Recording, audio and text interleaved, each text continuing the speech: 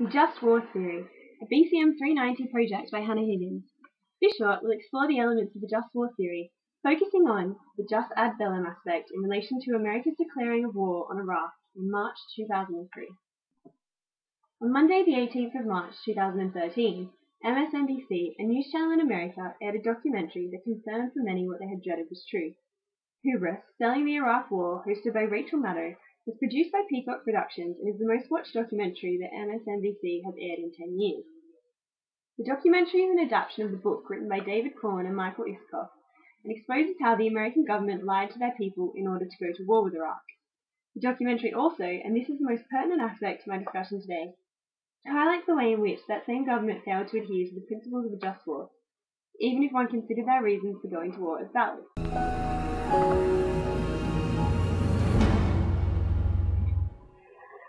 The people of the United States and our friends and allies will not live at the mercy of an outlaw regime that threatens the peace with weapons of mass murder.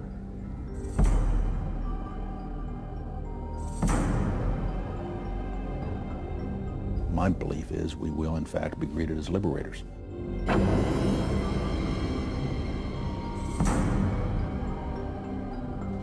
There's a lot of money to pay for this that doesn't have to be U.S. taxpayer money, and it starts with the assets of the Iraqi people.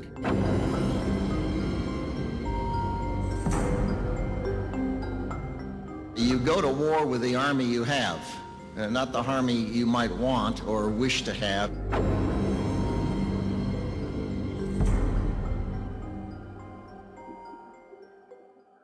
Iraq continues to flaunt its hostility toward America and to support terror. This is a regime that has something to hide from the civilized world.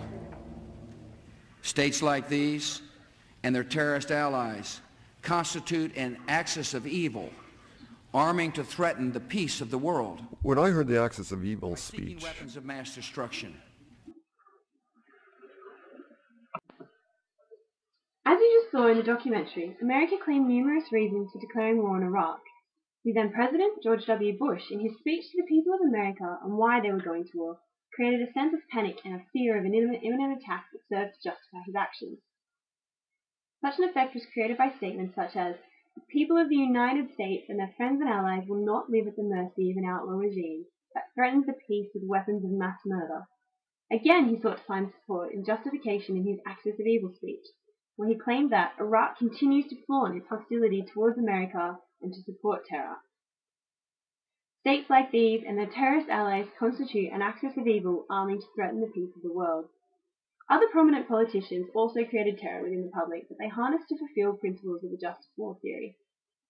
Some of these included Vice President Dick Cheney, who also said in the documentary, but that wasn't shown, simply stated that there is no doubt that Saddam Hussein now has weapons of mass destruction.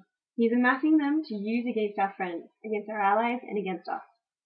Cheney also attempted to satisfy the requirement for humanitarian intervention, insinuating that the Iraqi people were being grossly mistreated in claims such as, "My belief is that we will be greeted as liberators." The documentary focuses on the falsity of this information that the United States government put out. However, I found it quite instructive in outlining America's attempt to satisfy just war requirements in going to war in the days leading up to the Iraq War. Just war theory is largely attributed in a Christian context to St. Augustine, who expressed his belief that in certain circumstances force was warranted in the preventing of evil. Many other philosophers over the years have also tried to lend a voice in outlining criteria. I struggled to find one definition, and so I've just gone with the one on the screen in front of you from the Internet Encyclopedia of Philosophy. In terms of criteria, I've used the 6 requirements outlined in the BBC Ethics Guide online. As you've just watched the documentary, I'll read them out, and it becomes quite clear that America can only justify their involvement by the first one. The law must be lawfully declared by a lawful authority. The war must be for a just cause.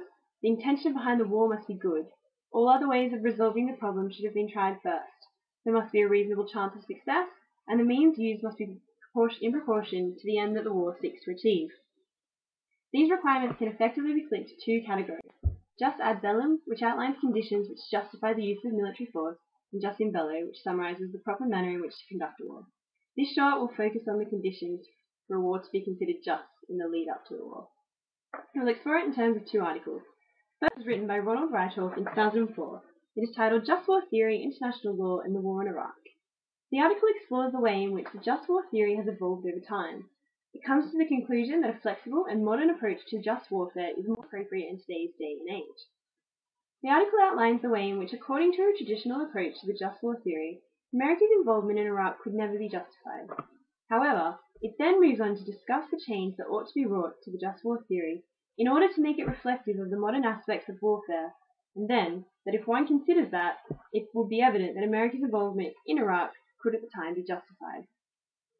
The article makes this argument by highlighting the deficiencies in the just war theory as it stands, claiming that the efforts of the 20th century to reduce the just war decision to a set of rigorous conditions which must be met is a flawed and legalistic way of looking at the just war theory. It also moves to focus on the changes that technology has made in regards to man's ability to make war, and the fact that the current theory is not reflective of that.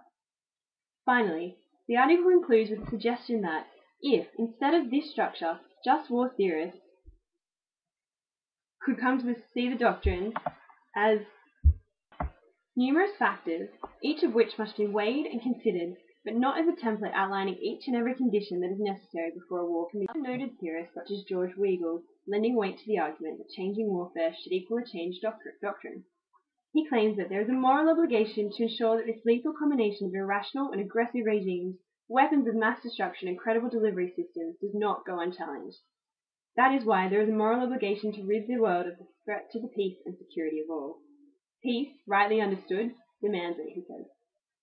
This article can obviously be seen to be an interpretation of the just war theory in a modern manner.